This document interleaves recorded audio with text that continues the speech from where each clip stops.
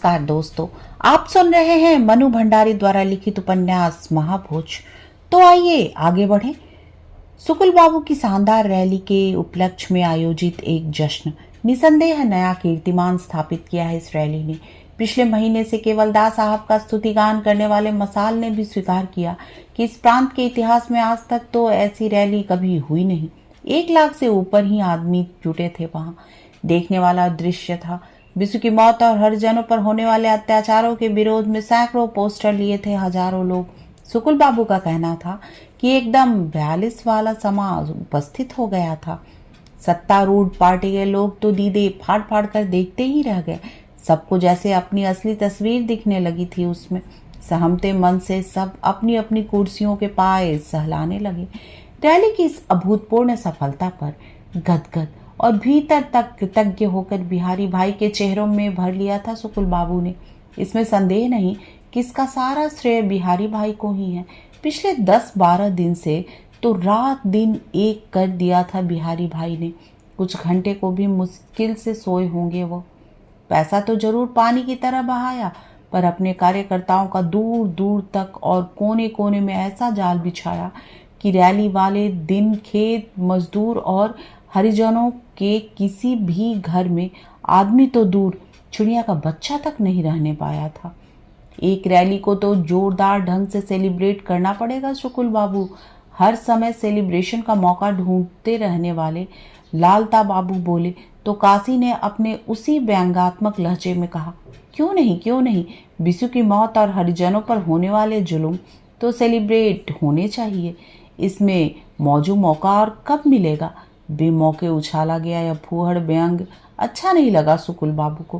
केवल नजरों से ही काशी को फटकार दिया उन्होंने और लालता बाबू को सौंप दिया यह काम। लेकिन रैली के ठीक दूसरे दिन बिंदा की गिरफ्तारी ने बिहारी को सरोहा में इतना व्यस्त कर दिया कि उस दिन तो कुछ हो ही नहीं सका। आज तो सब लोग करीब 2 दिन पैक चढ़ा चुके, तब जाकर प्रकट हुए बिहारी भाई। बिना दूल्हे के ही दावत शुरू कर दी हमने तो क्या करते। कोई बात नहीं, अपने इस महत्व पर भीतर ही भीतर पुलकित हैं बिहारी भाई। बातचीत का एक और विषय है सरोहा चुनाव। बिंदा की गिरफ्तारी ने तो हमारा पक्ष और मजबूत कर दिया। बड़े ही माकूल मौके पर हुई गिरफ्तारी। एक उल्लासित स्वर। 2 दिन पहले हो गई होती तो रैली में 10-20 पोस्टर बिंदा के नाम के भी उछवा लेते।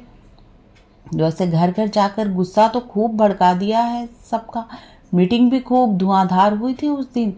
देखना नहीं करके भी 10% वोट तो फूट ही जाएंगे हमारी तरफ। एक सुखद सूचना, बिंदा ससुरा तो हाथ नहीं रखने देता था। अब अपनी बीबी से भी सारे प्रमाण निकलवाओ जो बिसु ने जुटाए थे वो दे देगी। कहो कि हम केस लड़ेंगे बिंदा का। एक विवेकपूर्ण सुझाव। हाँ, चुनाव हार गए तो जरूर केस लड़ोगे, जीत गए तो कितनी बड़ी बड़ी बातें आ जाएंगी करने के लिए। उनके सामने इस केस की भला क्या अहमियत। एक व्यंग्योक्ति। दास साहब की यह चाल उल्टी कैसे पड़ गई। इतनी आसानी से उल्टी चाल चलने वाले तो है नहीं दास साहब। जरूर कुछ होगा उनके दिमाग में। एक शंका। भूलो मत, चतुर कौआ ही विष्ठा पर बैठता है। खेत मजदूरों और हरिजनों के सारे वोट गए इस बार। पक्की बात। शंका का समाधान। बहुत ऊंचे किस्म की घाघ और घुन्नी चीज है दास साहब। शंका जारी। सुकुल बाबू जब कुर्सी पर थे तो वे भी कुछ कम नहीं थे, और आज कुर्सी मिल जाए तो फिर कल ही देखना ये कुर्सी साली सबको विषयांतर। अरे यूं तो धोती के नीचे सभी नंगे, और ससुरी इस राजनीति में तो धोती के बाहर भी नंगे। पर दास साहब एकदम अपवाद। धोती के नीचे भी धोती ही निकलेगी। इस गीता बांचने वाले के खाल खींचने पर ही सामने आ सकता है इनका नंगापन। सारे बदन को थरथरा देने वाला एक सम्मिलित ठहाका। चुनाव जीत गए तो बहुत शानदार पार्टी लेंगे आपकी गुलाबी बाग वाली कोठी में। धत्तेरी की, तुम जैसा आदमी अपनी औकात से ऊपर नहीं उठ सकता। मांगी भी तो पार्टी। जीतने के 6 महीने के अंदर अंदर अपना मंत्रिमंडल बनाना होगा। शुकुल बाबू, यहाँ चुनौती है आपके लिए। पोर्टफोलियो वाले मुख्यमंत्री आप और बिना पोर्टफोलियो वाले बिहारी भाई। और फिर धीरे धीरे तरंग में आकर सब लोग अपनी अपनी संभावित उपलब्धियों के ख्वाब देखने लगे।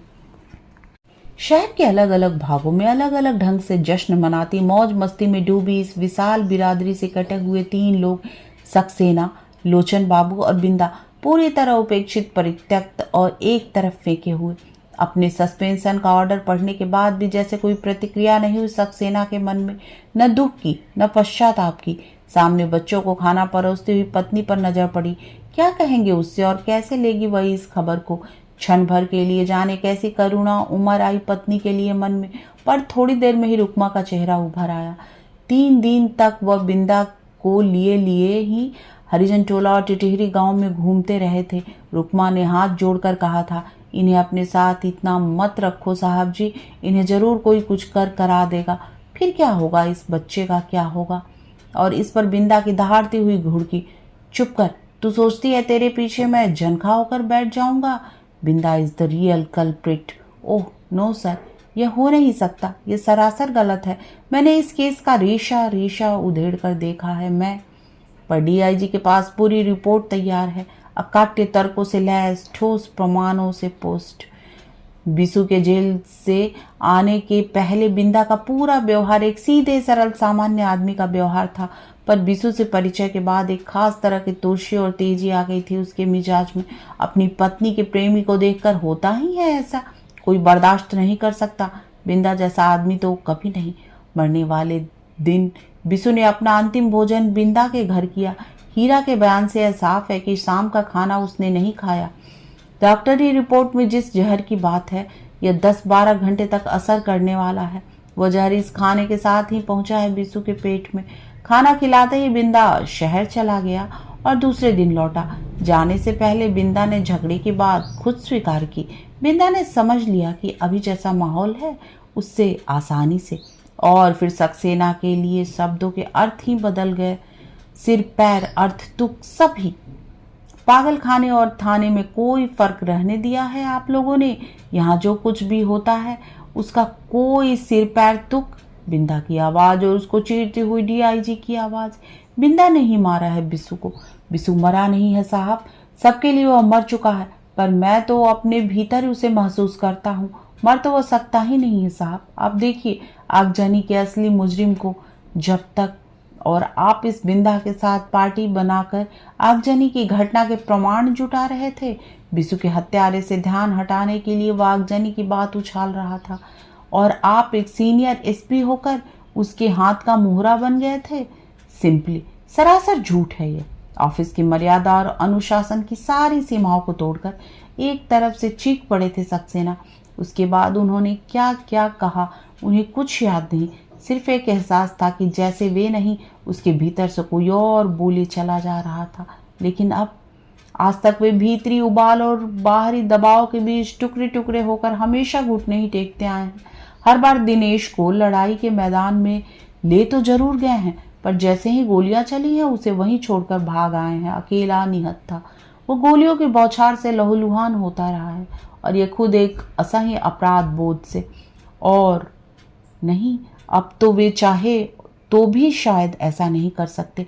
मंत्रिमंडल से बर्खास्त कर दिए गए लोचन भैया ने पार्टी से भी त्याग पत्र दे दिया स्वेच्छा से, लेकिन हजार हजार प्रश्नों के सलीब पर टंगा हुआ उसका मन हर पल उसे मत्ता रहता है। उसने आसपास के चारों तरफ जो कुछ हो रहा है उसे आंख मूंद कर स्वीकारते रहे। एकदम उदासीन और तटस्थ होकर रह सकता है कोई भी आदमी इस तरह? नहीं रह सकते थे। तभी तो एक बहुत बड़ी क्रांति के एक छोटे से वाहक बने थे। पर कैसे हुई है क्रांति? उन्हीं से कुछ भी तो नहीं बदला।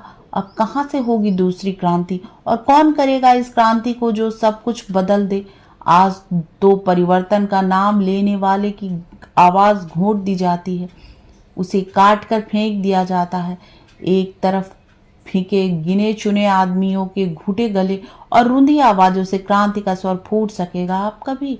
एकला चलो रे गीत कितने कदम चला पाएगा किसी को भी? बिसु के जिस नाम को लेकर 1 महीने पहले यहाँ से वहां तक तूफान मच गया था, अब वही नाम सिमटकर या तो हीरा की आंखों से बहते हुए आंसुओं में रह गया है, या बिंदा की आंखों से बरसते हुए अंगारों में। पुलिस की बेतों और ठोकरों की बौछार के बीच बिंदा कह रहा था, मैंने बिसु को नहीं मारा, मैं बिसु को मार ही नहीं सकता। मुझे तो उसकी आखिरी इच्छा पूरी करनी है। मैं उसे पूरी करके ही रहूंगा, चाहे जैसे भी हो, जो भी हो। आखिरी इच्छा पूरी करेगा, लेकर लेकर और पुलिस वाले की मार की रफ्तार और बढ़ जाती है। लेकिन बिंदा का चिल्लाना बंद नहीं होता। आवेश में थरथराता हुआ चीखता है, मार डालो, मार डालो। तुमने बिसु को मार डाला, मुझे भी मार डालो। लेकिन देखना, बिसु की इच्छा को कोई नहीं मार सकता, नहीं मार सकता, ले देख।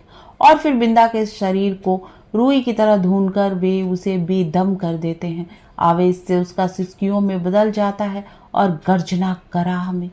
रेल के सेकंड क्लास के डिब्बे में सक्सेना के बगल में बैठी हुई रुकमा घुटनों में सिर दिए सिसक रही है और सक्सेना के अपने मन में जैसे धीरे धीरे कोई कराह रहा है। गोदी में रखे ब्रीफकेस में आगजनी के बिसु की मौत के प्रमाणों से भरी फाइलें रखी हैं। इतना समझाने के बाद भी मुसाफिरों से भरे डिब्बे में रुकमा का इस तरह रोना उन्हें अच्छा नहीं लग रहा था। थोड़ी सख्त आवाज में कहा, चुप करो रुकमा।